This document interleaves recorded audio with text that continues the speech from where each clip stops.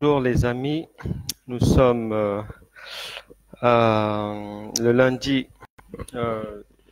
quelle date? 2 décembre 2019, c'est lundi miracle. Vous pouvez tous entrer pour notre sujet du jour que le Saint-Esprit m'a mis à cœur de voir ensemble aujourd'hui. Et c'est avec joie que nous allons le faire. Et je sais et je crois de tout mon cœur que le Seigneur fera des merveilles dans les vies de tout un chacun. Il se glorifiera toujours par des signes, des merveilles, des miracles, des prodiges qui peuvent être visibles à l'œil nu ou invisibles à l'œil nu parce que la main de l'Éternel a plusieurs manières d'agir.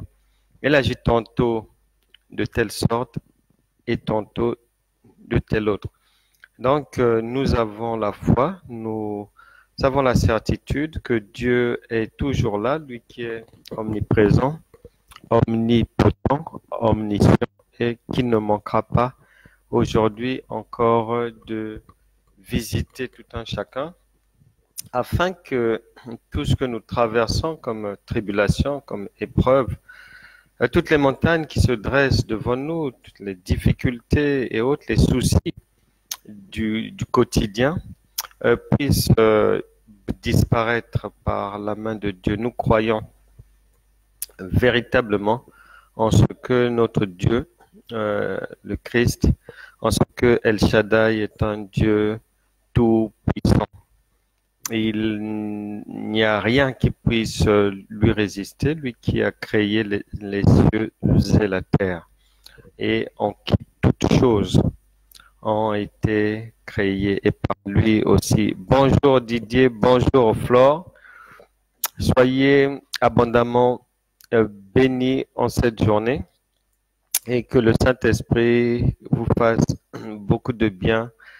Continue à faire des merveilles en vous, qu'il puisse vous visiter en permanence, enlever toute mauvaise chose qui se dresse sur votre route.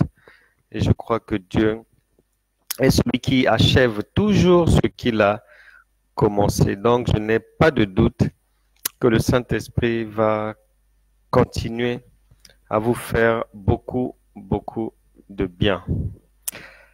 Aujourd'hui, on va voir un sujet vraiment tout aussi important que les autres. Bonjour Nathalie, grosse bise à toi, salutations à tout le monde là-bas. J'espère que tu vas bien, que le Seigneur continue à te fortifier et à fortifier les David aussi, son frère, tout le monde. Bonjour à Yolande aussi. Grosse bise à vous tous. Salutations à Rémi aussi. Que Dieu vous bénisse vraiment.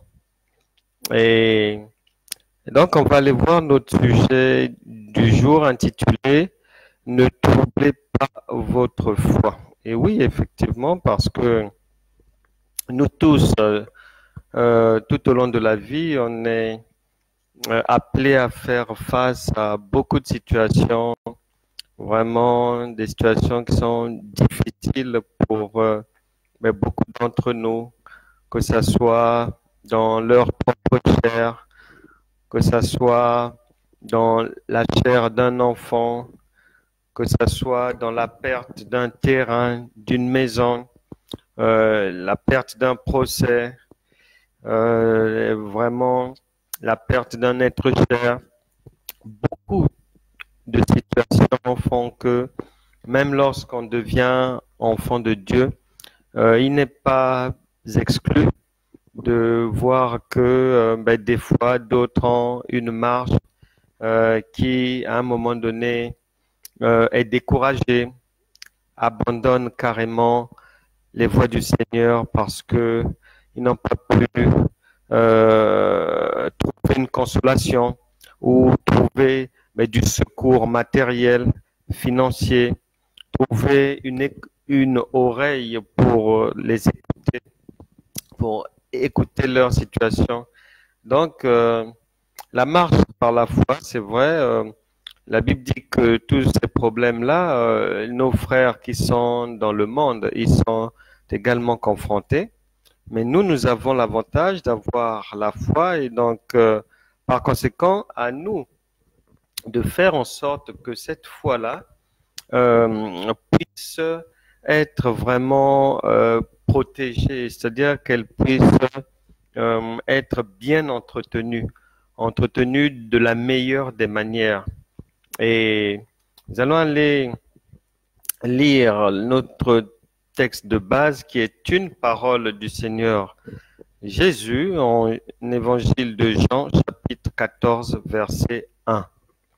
Évangile de Jean, chapitre 14, verset 1. J'espère que tout le monde a au moins une Bible. Je l'espère vraiment. Et je suis toujours surpris de voir certaines personnes aller à l'église sans Bible. Ça me surprend toujours.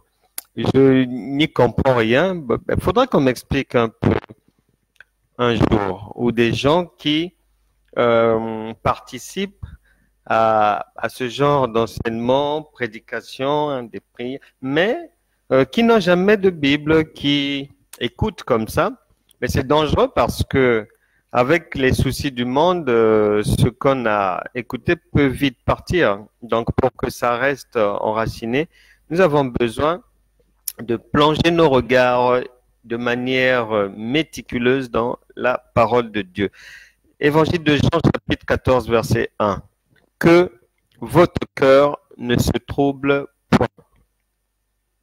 Croyez en Dieu et croyez en moi. Que votre cœur ne se trouble point. Alors, le cœur, c'est l'élément central où résident nos convictions et notre solidité, où on peut aussi y trouver de la faiblesse, des croyances, des doctrines.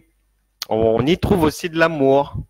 Ça peut être l'amour de Dieu, l'amour des hommes, mais ça peut être aussi l'amour de l'argent, l'amour des biens matériels, etc., etc. Donc, c'est un point central pour l'être humain.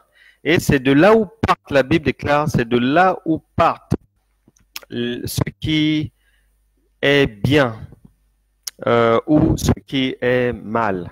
Donc, tout vient du cœur, tellement capital, tellement central. Donc, la foi, elle réside dans le cœur.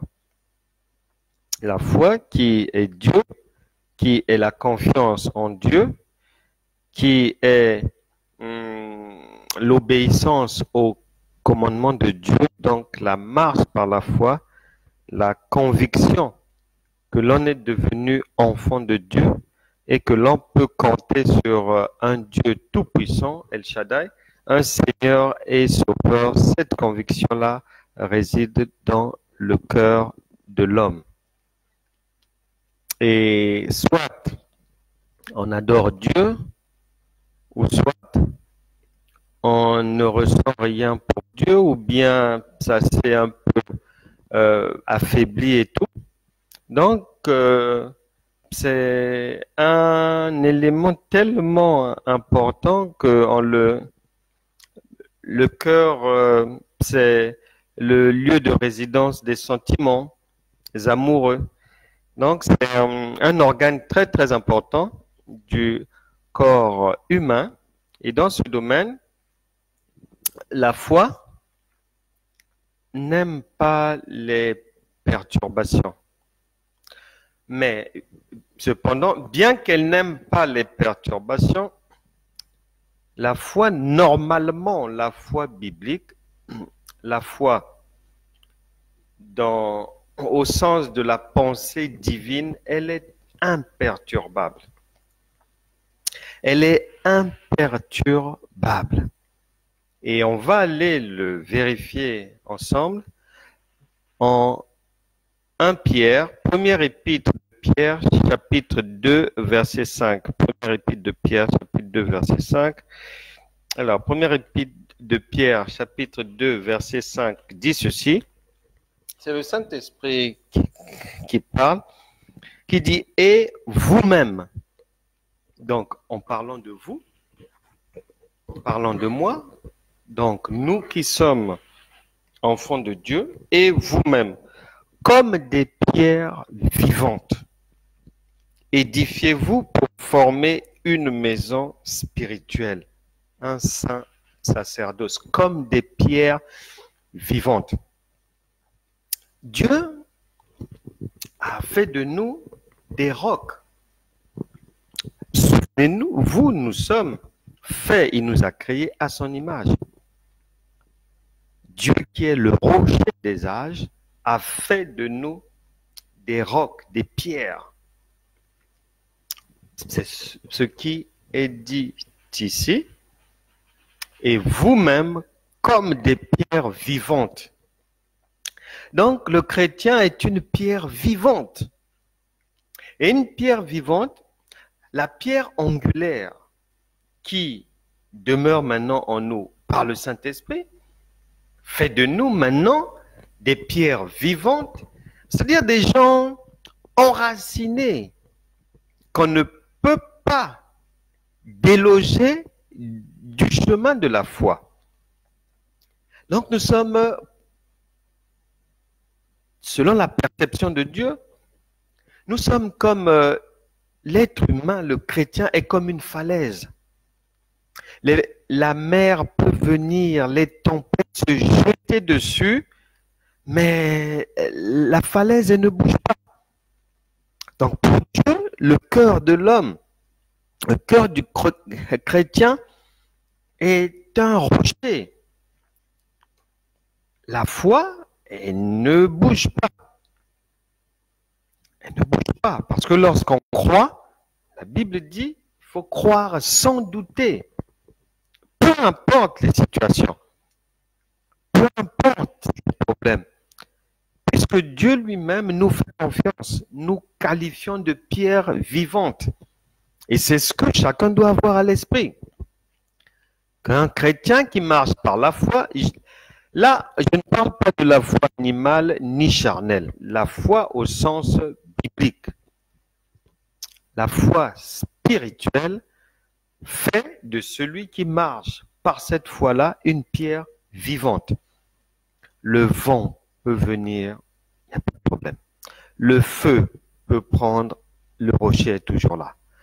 La mer peut jaillir, il n'y a pas de problème. Les flots peuvent essayer de submerger, il n'y a rien à faire. C'est pour ça qu'en Ésaïe 43, là-bas, il est dit que les fleuves ne peuvent submerger un chrétien.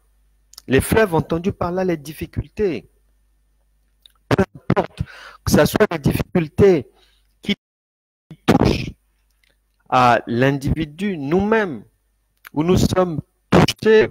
Il y a, bon, dans le passé, il y a eu des choses, on transporte des blessures intérieures, on peut être touché par une épreuve de la maladie, on peut être touché par un problème financier. Les enfants ont des problèmes. On n'arrive peut-être pas à financer leurs études, on voudrait, mais on ne peut pas. Donc ça nous tracasse. Et d'autres sont touchés. Leur foi est bousculée parce que sont tombés complètement en dépression. Et la volonté du Seigneur, son vœu, est que aucun de nous ne puisse être troublé par les situations de la vie. C'est pour ça que le Seigneur, aujourd'hui, le Saint-Esprit nous dit que nos cœurs ne puissent pas se troubler. Or, le cœur, c'est la foi. Donc, nous n'avons pas à être troublés. Nous n'avons pas donc à troubler notre foi. Nos regards doivent être fixés sur Christ qui est à même de nous sortir de toutes sortes de situations. Nombreux sont pris par le découragement.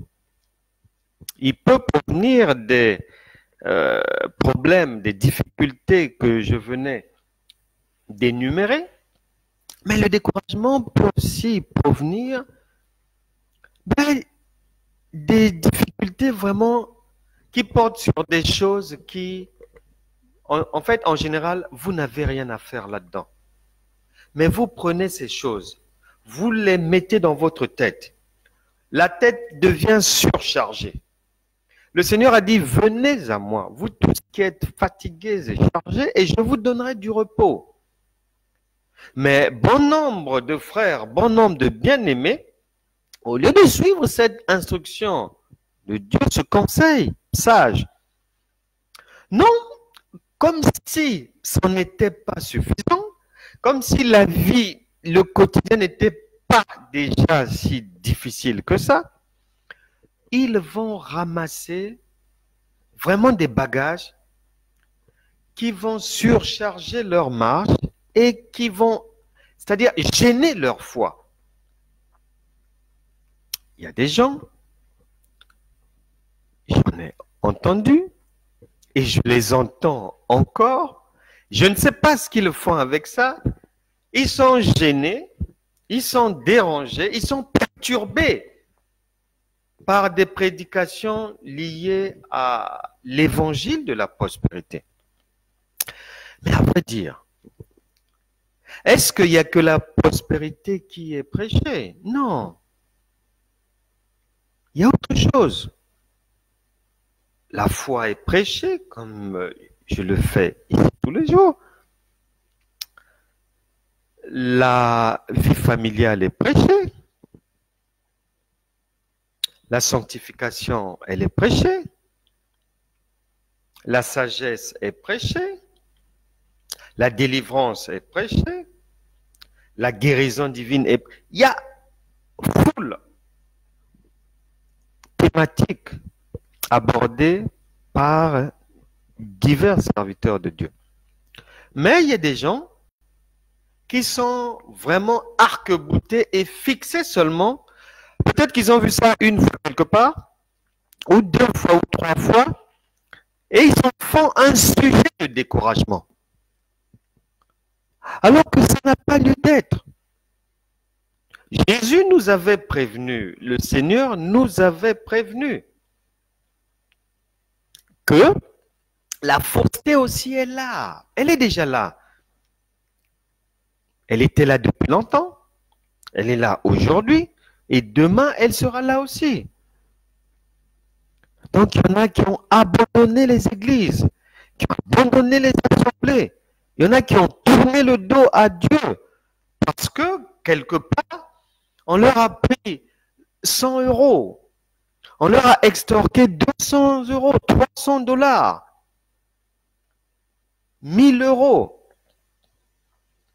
Et il y en a même qui n'ont jamais été victimes, mais qui ont entendu et puis qui ont ramassé le vêtement du découragement, disant que non, non, non, les choses de Dieu, non, non, si c'est seulement demander l'argent, je ne mets pas mes yeux là-bas. Mais il n'y a pas que ça. Et même si il y a ces choses-là, mais nous sommes prévenus. Il est dit qu'un homme averti en vaut deux. C'est pour ça qu'on demande aux gens de méditer la parole de Dieu. Ces choses-là, y figurent. Méditer la parole de Dieu. Deuxième épître de Pierre, chapitre 2, versets 1 à 3, il est dit ceci. Il y a eu parmi le peuple de faux prophètes, et il y aura de même parmi vous de faux docteurs qui introduiront sournoisement des sectes pernicieuses et qui, reniant le maître qui les a rachetés, attireront sur eux une ruine soudaine. La fausseté, elle est là. Mais c'est pas parce que il y a des gens qui demandent l'argent à tout va que quelqu'un va maintenant conclure que non, les choses de Dieu, c'est pour dépouiller les gens. Non. Et vous vous promenez avec ça, ça vous fait des soucis, vous avez des rancunes avec les gens, mais pour rien.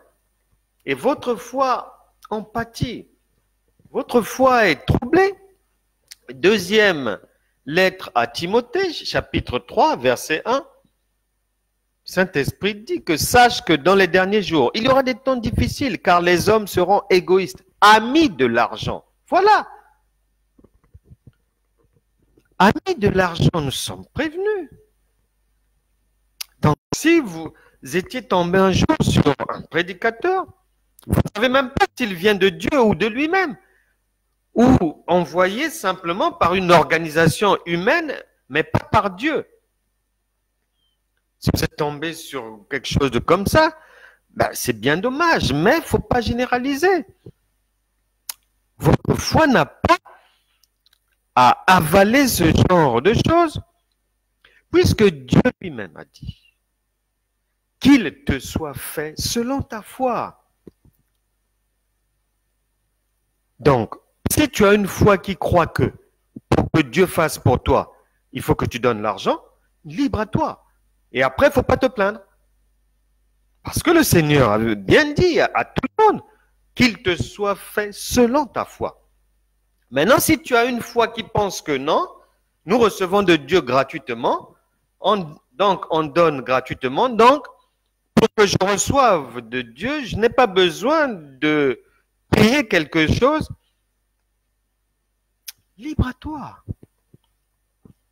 Mais le Seigneur nous avait déjà prévenus.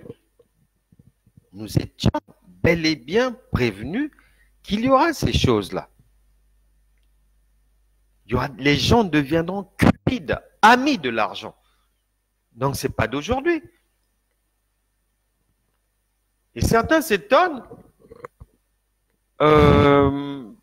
d'autres mettent ces choses-là sur le dos uniquement des Africains, des serviteurs de Dieu ou servants de Dieu africains. Mais c'est mal connaître le corps de Christ, mal connaître la parole de Dieu, mal connaître ce qui se passe à travers le monde. Puisque l'évangile de la prospérité ne vient pas d'Afrique, elle vient des États-Unis. Vous les connaissez. Et quand bien même les Américains qui demandent l'argent, qui prêchent la prospérité, se retrouvent dans des méga churches, gros moyens, rien ne dit que cet argent leur sert d'enrichissement personnel, non. Ils sont nés dans un système capitaliste. Ils ont grandi dans le capitalisme. À l'école, ils n'ont appris que le capitalisme. Donc, c'est normal que quelqu'un, en devenant enfant de Dieu, qu'il traîne encore des scories, on va dire, de la société dans laquelle il est moulé. Une société capitaliste qui voit tout en argent, en termes d'argent. Alpha, c'est l'argent pour eux. Oméga aussi, c'est l'argent. Donc, ce n'est pas étonnant de trouver certains serviteurs qui vont mettre l'accent sur l'argent. Et puis, il faut voir aussi, même ces Américains qui ramassent des sommes folles, mais d'un autre côté, quand vous critiquez, il ne faut pas oublier l'autre versant où vous ne regardez même pas. C'est que ces gens-là, beaucoup de ces personnes investissent et font des dons à travers le monde, entretiennent des orphelins, beaucoup d'orphelinats, des œuvres humanitaires. Ça demande de l'argent. Et eux, ils sont dans un système capitaliste. Donc l'argent, ils vont chercher ça dans les poches des gens. Mais vous qui êtes en France, vous êtes peut-être à Sarcelles, ou vous êtes au Congo-Brazzaville, vous apprenez ces choses-là. Mais ce n'est pas une raison de généraliser. généraliser maintenant, non. S'il y a des abus, il y a ceux qui marchent aussi dans l'ordre et qui ne se sont pas égarés. Donc, il ne faut pas que la foi de quelqu'un puisse vraiment mourir à cause de ces choses-là. Ça ne vous regarde même pas. Quand bien même vous voudrez faire la guerre à ces gens-là, vous n'y arriverez pas. Ils sont trop nombreux sur terre. Vous n'y arriverez pas. Paul a dit que chacun s'occupe de son champ de travail, de son couloir. Pourquoi aller s'occuper de ce qui se passe ailleurs là-bas, qui va venir mener la guerre à votre âme? Ça ne sert à rien. Ça ne sert à rien de troubler votre foi avec ces choses-là. Les abus, il y en aura toujours. Les choses correctes, il y en aura aussi toujours. Nous sommes prévenus, donc c'est à nous de faire la part des choses. Et la parole de Dieu nous instruit sur comment marcher. Comment marcher? Maintenant, si les gens ne veulent pas méditer la parole de Dieu, si les gens ne veulent pas la mettre en application, puisque le Seigneur a dit qu'il soit fait à chacun selon sa foi. Mais après, quand vous avez mis votre foi en pratique dans une orientation monétaire, si ça tourne au vinaigre, mais vous n'avez qu'à en prendre à vous-même. Parce que celui qui fait des appels de fonds là, après votre ville, il ira le faire ailleurs. Et vous ne l'empêcherez pas de continuer à le faire. Donc c'est à chacun de savoir que c'est depuis longtemps. Elles sont là encore aujourd'hui et demain elles seront encore là. Elles n'ont pas à nous troubler. Nous n'avons pas à nous occuper de ceux qui prêchent la prospérité. Nous ne sommes pas liés par ça. Eux aussi, ils ont leur public. Et oui, il y a des gens qui aiment ça, qui suivent ça, même des chrétiens. Donc, tout n'est pas seulement de condamner ces serviteurs et servantes, mais de voir aussi, de s'examiner soi-même. Et puis, il faut faire la part des choses. Parmi ces gens-là, il y en a qui le font. C'est vrai qu'il y a une minorité qui le fait pour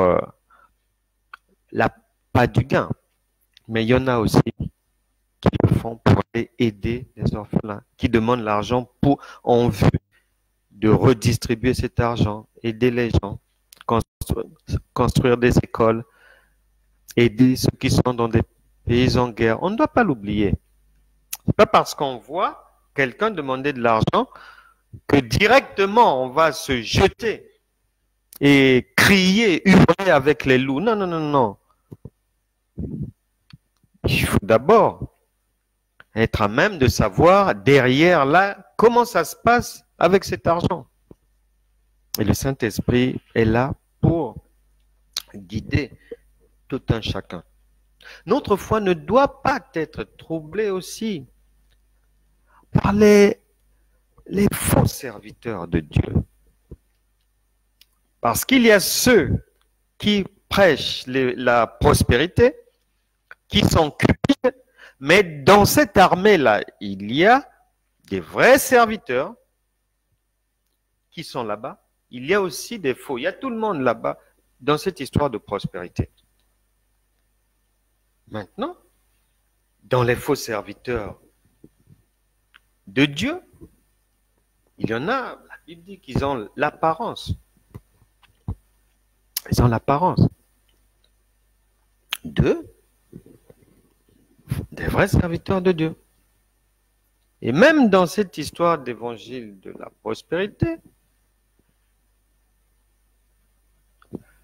la Bible dit que de riche qu'il était, Jésus-Christ se fait pauvre afin que vous soyez enrichis. Proverbe chapitre 10, verset 22 dit que c'est la bénédiction de l'Éternel qui enrichi et elle ne s'ensuit d'aucun chagrin. On verra que Dieu a pourvu aux besoins de tous ses serviteurs. La Bible nous met en lumière que Dieu prend un homme de la poussière et il l'élève. Il le fait. C'est Dieu qui a rendu le roi Salomon immensément riche comme jamais sur terre. Ça existe. Donc, c'est pas parce qu'il y a des gens qui sont cupides ou pour des raisons que nous ignorons, prêchent la prospérité, qu'on va maintenant jeter le bébé avec l'eau du bain. Non. La main divine est prospère. Donc, Dieu peut rendre prospère. Il n'y a pas de problème avec ça. Il ne faut pas faire l'amalgame. Il ne faut pas que les gens quittent les églises à cause de ce genre de choses. Ceux qui font ça, vous n'avez rien à voir avec eux. Passez votre chemin. Poursuivez votre marche par la foi. Et les faux serviteurs de Dieu, mais que ça ne vous étonne pas. Ça ne vous étonne pas. Car ils ne datent pas d'aujourd'hui. Ils ont toujours aussi été là. La prostitution a toujours été au milieu de nous. La désobéissance est au milieu de nous. La cupidité, l'amour de l'argent est toujours au milieu de nous. Les faux serviteurs de Dieu aussi sont là. Moïse a croisé le fer avec eux.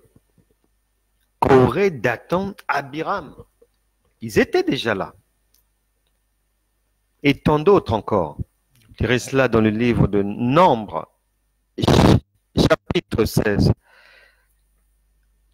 Josué, lorsqu'il commence son ministère de la conquête de la terre promise par la force, puisqu'il n'y avait pas un autre moyen de faire, eh bien, parmi l'armée de l'Éternel, il y avait un faux serviteur, Akan. Et les Israélites ont perdu une grande bataille à Haï. C'est comme le peuple chrétien aujourd'hui. Nous pouvons vivre une situation et une épreuve est là devant nous et on est déçu parce que parmi nous ou dans la famille même, il y a quelqu'un qui va mal se comporter. Quelqu'un qui s'est fait passer pour loyal alors qu'il ne l'est pas. Josué chapitre 7, du verset 1 au verset 26, vous découvrirez l'histoire d'Akan, qui a été un mauvais serviteur, un faux serviteur. David a eu aussi un faux serviteur. La personne de Sheba. Vous lirez cela dans le deuxième livre de Samuel, chapitre 20. Les faux serviteurs, les fausses servantes sont légion. C'est pas nouveau. Donc, si vous êtes passé dans une assemblée dite chrétienne et que vous avez rencontré de la fausseté, mais que cela n'arrête pas votre marche. Paul a posé la question aux Galates et il nous la pose aujourd'hui, le Saint-Esprit nous pose la question, mais qui vous a ensorcelé? Et pourtant, vous aviez bien commencé. Pourquoi est-ce que vous vous êtes arrêté? Pourquoi est-ce que vous vous êtes fié aux faux serviteurs?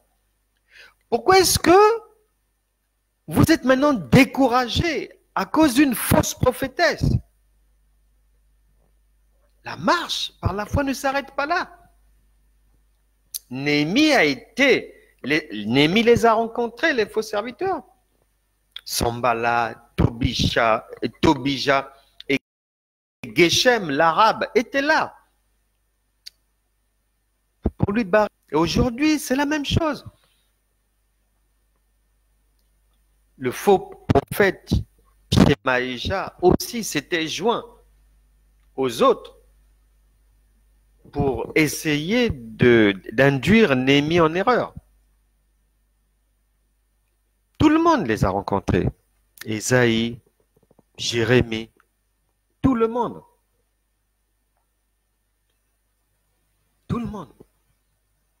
Le Seigneur Jésus a été dans ses disciples. Tout le monde le sait, il y avait un faux. Judas Iscariote. Si lui, qui est Dieu, a rencontré la fausseté, à combien plus forte raison nous? Ça n'a pas changé. C'est pour ça que le Seigneur Jésus, en Matthieu, chapitre 7, verset 15, il a été très clair. Il nous a dit ces choses et nous sommes prévenus. On n'a pas à être surpris ou perturbé parce qu'il y a la fausseté. Non. La fausseté existe parce que la vérité est là, le vrai est là. Matthieu, chapitre 7, verset 15, le Seigneur dit ceci. Le Seigneur a dit, gardez-vous, ça c'est Jésus qui parle, gardez-vous des faux prophètes. Ils viennent à vous en vêtements de brebis, mais au-dedans, ce sont des loups ravisseurs. Voilà, ils sont là. C'est à nous de faire attention. Les gens veulent se déresponsabiliser en accusant toujours les autres. Non. Tous les apôtres pratiquement ont attiré notre attention. Le Saint-Esprit les a utilisés pour nous avertir que, attention, ouvrez les yeux, ils sont là. Faux prophètes, faux docteurs, fausses prophétesses, tout le monde est là. L'Église, c'est comme le monde. Dans le monde, il y a les criminels, il y a les gens gentils, il y a des drogués, il y a des prostituées. Tout le monde est dehors là-bas. Dans la maison du Seigneur, il y a aussi le même plan, le même panorama. Puisque, souvenez-vous, Jésus-Christ lui-même a chassé des commerçants dans l'Église. Ça n'a pas changé. Ils sont là et il faut faire avec. Maintenant, il ne faut pas accuser les gens pour rien. Puisque quand le Seigneur Jésus, Matthieu chapitre 7, verset 15, et Matthieu chapitre 24, verset 4, quand le Seigneur dit ceci, il dit, Jésus leur répondit, prenez garde que personne ne vous séduise, car plusieurs viendront sous mon nom disant, c'est moi qui suis le Christ. Voilà, ils sont là les séducteurs. Ils sont là. Mais nous devons assumer nos responsabilités. Le chrétien doit faire attention. Le chrétien ne marche pas par la chair. Le chrétien, il est attentif, il observe, il écoute, il regarde, il analyse. La Bible déclare, ne prêtez pas foi à tous les esprits. Les séducteurs sont là. Dans Romains chapitre 16, dans sa lettre aux Romains, l'apôtre Paul en parle. Les rebelles, vous les retrouverez dans Éphésiens chapitre 5, verset 6. Les trompeurs, Colossiens chapitre 2, verset 8. Dans les lettres aux Corinthiens, lettres de Paul aux Corinthiens là-bas, vous retrouverez les faux apôtres déguisés. Et là-bas, il est dit que Satan s'est déguisé en ange de lumière avec ses ministres. Mais ces ministres, Ils sont là. Faux prophètes. Première épître de Jean, chapitre 4, verset 1. Deuxième épître de Pierre, chapitre 2, à partir du verset 1. Ils sont là-bas, ils sont partout.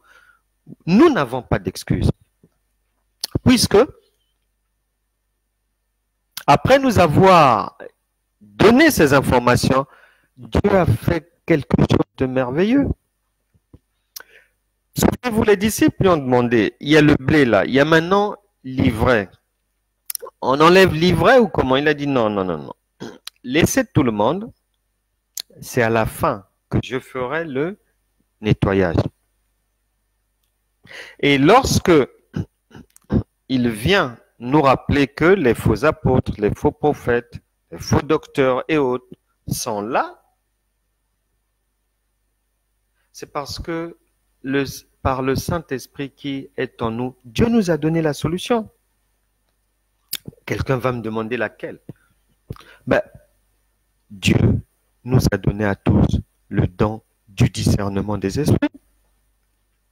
Afin d'être à même, le chrétien doit être à même de discerner le vrai du faux. Maintenant, si quelqu'un ne veut pas prendre ses responsabilités, il tombe dans les pièges des gens, mais tant pis pour lui. On n'a pas à généraliser, on n'a pas à accuser tout le monde. Il y a des vrais serviteurs de Dieu, mais il y a aussi les faux. Tout le monde est là. Maintenant, il faut discerner pour ne pas tomber dans des pièges. Tromperie. Faire appel au Saint-Esprit qui est en vous pour jouer son rôle, pour vous alerter que là, attention. Mais oui. Si maintenant vous suivez les aveugles, la Bible déclare qu'il y a les aveugles qui conduisent des aveugles, mais on n'y peut rien. Il faut assumer vous-même les conséquences et ne pas accuser les gens, non. Les voleurs sont dehors dans la société. Est-ce pour autant que les gens ne sortent plus? Les escrocs sont foule dehors. Est-ce pour autant que les gens ne font plus les affaires? Est-ce pour autant que les gens ne vont plus aller au marché, ne vont plus aller faire leurs courses, ne vont plus parce que il y a des malhonnêtes dehors? Non. Les activités se poursuivent. Dans l'Église, c'est pareil. Dans le corps de Christ, c'est pareil. Même si la fausseté est là, le vrai est là pour faire avancer les choses. Et Dieu nous a donné le discernement des esprits pour ne pas tomber dans les pièges et les ruses du diable. À chacun de s'assumer, à chacun de s'examiner, à chacun de prendre ses responsabilités et de passer de la marche chrétienne par la chair à la marche chrétienne par l'esprit où le discernement est mis à contribution. Pour ne pas tomber dans ces travers-là et ne pas surcharger la barque de sa foi, des choses qui n'ont rien à faire là. Parce que ces gens-là seront toujours là. Ils auront toujours des assemblées. Ils feront toujours des conférences. Ils tiendront toujours des séminaires. Ils imposeront toujours les mains. Ils feront toujours des délivrances payantes. Ils feront toujours du coaching payant. Ils sont là. Et vous n'y pouvez rien. C'est à vous, soit de rebrousser chemin après avoir croisé leur route, ou soit d'emprunter un autre couloir, pas le leur. Et eux ne s'occupent pas de vous. Mais pourquoi vous voulez vous occuper d'eux? Ils ne parlent pas de vous. Ils ne s'occupent pas de vous. Que vous parlez, que vous ne parlez pas, ils continueront leurs œuvres. La Bible déclare, en Apocalypse 22, verset 11, que le juste, il continue dans la justice. Celui qui se souille, qu'il continue tranquillement dans sa souillure. Que le méchant aussi poursuive ses œuvres tranquillement. Chacun est dans son couloir. Les autres ne s'occupent pas de vous. Pourquoi est-ce que vous vous occupez d'eux au point d'alourdir votre foi? Non. et de troubler votre cœur. Ne fuyez pas une assemblée parce que quelqu'un un jour est passé par là et a fait du n'importe quoi. Non. Et ce n'est pas parce qu'un invité va faire du n'importe quoi que vous allez généraliser et attribuer la responsabilité de ces travers à votre pasteur. Non. Chacun assume ses responsabilités. Chacun assume ses faits et gestes, ses propos. Et il faut savoir dans cette histoire que il y a quelque chose qui échappe au peuple de Dieu par ignorance. Une femme m'exposait, c'est-à-dire, elle disait qu'elle ne va pas se convertir parce qu'un jour, elle s'était retrouvée dans une église comme ça et il y avait une dame malade, un homme de Dieu qui était, je crois, il était apôtre, docteur, quelque chose comme ça, par là. Il avait un titre comme ça et il a prié pour cette dame. Avant de prier, il va dire à la dame que voilà, je vois l'esprit de mort sur vous. Et donc là, la dame est inquiète. Et cet homme de Dieu prie pour elle. Et lorsqu'il finit, alors que la dame disait qu'elle devait subir une opération pour un cancer, problème de cancer. Et cet homme de Dieu va dire à la dame de ne pas accepter l'opération chirurgicale que Dieu va faire. Et donc, la dame qui me relatait ce témoignage était choquée. Et suite à cela, donc, cette histoire-là faisait partie des raisons pour lesquelles elle refusait de devenir enfant de Dieu, de nous rejoindre dans le royaume du Père, bien qu'elle accompagne son mari dans l'église, dans des séminaires, des conférences, parce que son mari est un serviteur de Dieu. Mais j'ai dit à cette femme, mais attention, vous ne pouvez pas prendre un cas particulier, individuel, qui s'est produit peut-être là-bas, soit en Roumanie, en Bulgarie, ou à Bruxelles, ou à Nairobi. Vous prenez ce cas-là pour maintenant généraliser, dire que voilà, les hommes de Dieu, les serviteurs de Dieu sont comme ça, et que ce n'est pas normal de dire à quelqu'un si ce l'est tout, et que la femme était perturbée. Moi, je lui dis ceci. Il y a des choses qui vous échappent. Vous ne pouvez pas prendre un cas et généraliser. Non. Puisque il y a dans ce qu'on appelle serviteurs de Dieu, dans tous ceux qui sont dans le champ dit missionnaire, il y a des gens qui ont été à l'école. Il y a des gens qui n'ont pas été à l'école. Il y a des gens qui ont reçu de la fausseté de leur père spirituel ou mentor. Il y a des gens qui ont des insuffisances en termes de pratique de l'œuvre de Dieu, etc., etc. Là-dedans, il y a des faux serviteurs. Il y a des vrais serviteurs. Donc, il y a plusieurs genres de personnes dans l'œuvre de Dieu. Maintenant, nous savons tous, quelqu'un qui médite bien la parole de Dieu sait que le royaume de Dieu fonctionne, est mis en mouvement, il est actif et s'appuie sur 3 éléments principaux, 3 éléments clés de la foi, qui sont la sagesse, l'intelligence et la connaissance. Maintenant, si quelqu'un n'a pas ça, il va faire comment? Donc,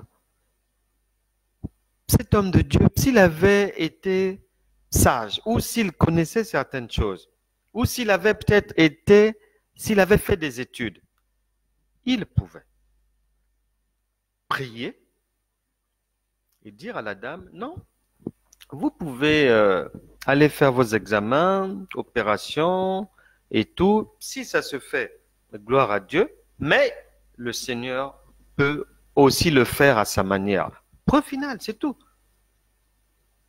Maintenant, si quelqu'un ignore ces choses-là, vous ne pouvez pas prendre ça, généraliser. Donc cette femme-là, carrément, elle s'est dressée contre le corps de Christ sur la base d'une petite expérience malheureuse dont elle avait été témoin. Il ne faut pas généraliser. Donc, vous ne pouvez pas faire ainsi. Chacun assume ses faits, gestes et paroles selon l'intelligence que le monde lui a donnée, selon l'intelligence qu'il a reçue de l'école ou pas, selon la sagesse qu'il a recherchée auprès de Dieu ou pas. Donc, il y a plusieurs éléments d'appréciation qui doivent rentrer en ligne de compte avant de crier ou de généraliser. Donc, vous ne pouvez pas faire ça. Et il y a beaucoup de gens dont la foi affaiblit du fait de ce genre de choses. Il a entendu que là-bas, il y avait eu ceci, ou la personne a assisté un jour à ceci, cela, et a généralisé, a quitté le peuple de Dieu, le corps de Christ, a quitté le chemin de la foi.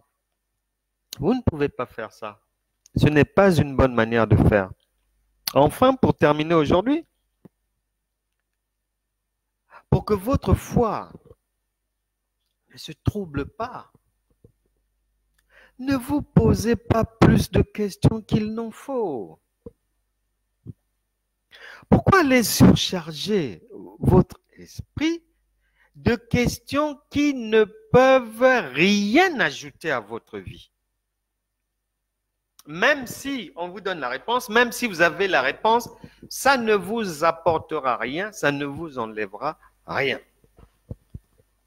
Pourquoi chercher à poser des questions sur des choses d'un ministère qui se trouve peut-être sur un autre continent et les choses de là-bas ne vous concernent même pas? Et vous faiblissez dans la foi à cause des histoires comme ça. La marche chrétienne est une marche durant laquelle nous sommes dans une course. Nous visons tous un objectif: être agréable au Père et que le Père nous reçoive le jour venu avec de beaux vêtements. L'accomplissement de notre mission terrestre. Voilà ce qui nous préoccupe en tant qu'enfants de Dieu. Vous n'allez pas à l'église pour les hommes. On y va pour notre édification. On y va pour un enrichissement en vue d'améliorer notre marche et d'être utile à la société. Voilà les raisons pour lesquelles on va dans une assemblée. On rejoint un groupe de prière de frères et sœurs, groupe de méditation et tout.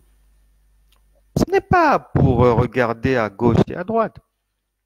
Il y en a qui vont dans les assemblées pour surveiller les accoutrements des gens. Regardez qui a mis quoi. Je n'ose même pas rentrer dans les défilés de mode auxquels on assiste dans certaines assemblées. Les femmes ont des cheveux de toutes sortes de couleurs.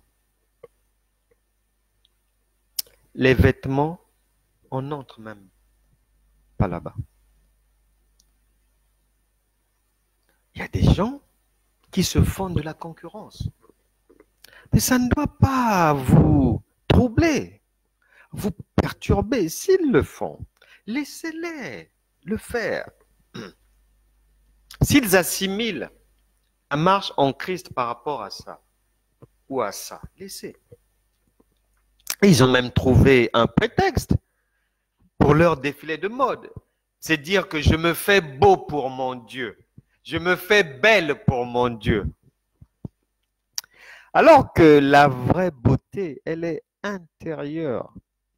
Celle qui est agréable à Dieu est intérieure. C'est pour ça que le Seigneur avait dit au prophète Samuel que vous les hommes, vous regardez aux apparences à l'extérieur, mais moi, je regarde au cœur. Et ce cœur, c'est celui que nous devons tous entretenir. Parce que c'est le lieu de résidence de notre foi. Ne le surchargeons pas des choses qui vont alourdir notre marche, qui vont nous pénaliser. Et surtout, à vrai dire, qui ne nous concernent même pas. Parce que ces choses-là seront toujours là. Ce n'est pas moi qui le dis, c'est le Seigneur lui-même qui l'a dit. Il y a beaucoup de choses qui seront toujours là.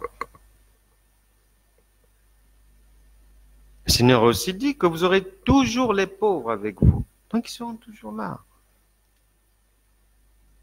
Que ce soit les faux serviteurs, les fausses servantes, que ce soit les serviteurs cupides, que ce soit les vrais serviteurs cupides ou les faux serviteurs cupides, ils seront toujours là.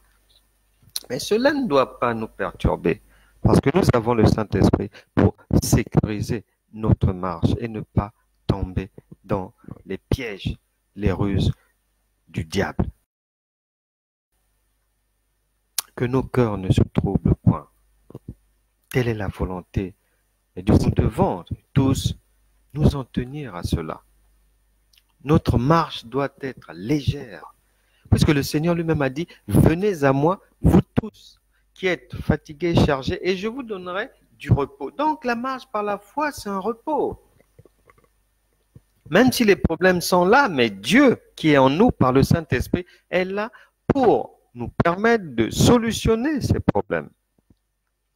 Je crois de tout mon cœur que le Saint-Esprit est là pour permettre à chacun de nous de regarder droit devant notre route et de faire en sorte que notre marche dans la foi soit la moins encombrée et qu'elle soit vraiment agréable à Dieu. Je sais que chacun y parviendra avec l'aide de Dieu. Que le Seigneur bénisse tout le monde. Pour cette parole, la Bible déclare, si vous entendez sa voix aujourd'hui, n'endurcissez pas vos cœurs. Allégez ce qu'il y a dans vos cœurs qui est un poids dérangeant pour la foi, pour votre foi, pour la marche par la foi. Et le Seigneur vous fera beaucoup, beaucoup, beaucoup de bien. Nous allons prier. Soyez connectés, introduisez vos proches, vos amis, partagez ces éléments. On va prier pour vos parents, vos frères, vos sœurs, tous les bien-aimés. On va prier pour les serviteurs de Dieu. On va prier pour que la foi puisse être vraiment solidifiée parmi le peuple de Dieu. Au nom de Jésus. Saint-Esprit, merci pour ta bonté. Par l'autorité de Christ, que la main de Christ puisse renverser dans les cœurs de qui que ce soit tout faux raisonnement, toute forteresse maléfique, forteresse dressée par des pensées négatives, dressée par des rancunes, dressée par des états d'âme, allant à l'encontre d'une bonne marche par la foi. Saint-Esprit, accomplis ton œuvre en chacun, glorifie ton nom. Visite tout un chacun dans son cœur, afin que ce cœur soit déchargé de tout fardeau encombrant au nom de Jésus. Que la main de grâce soit dans vos maisons, dans vos activités. Que la main de Dieu relève un cœur découragé. Que la main de Dieu cicatrise toute blessure intérieure. Que la main de Dieu puisse affermir un cœur brisé. Au nom puissant de Jésus. Saint-Esprit, accomplis ton œuvre dans les cœurs, le corps, les âmes, les esprits de tout un chacun. Que la paix de Dieu inonde les maisons, les activités, les corps de tout un chacun. Que la bonne santé visite tout le monde et qu'aucun cœur ne soit plus troublé. Au nom de Jésus. Amen. Bonjour à tous, je vous embrasse tous. Excellente journée, excellente soirée. N'oubliez pas de partager, d'inviter et des proches. On se retrouve demain à 13h. Que Dieu vous bénisse abondamment. À demain.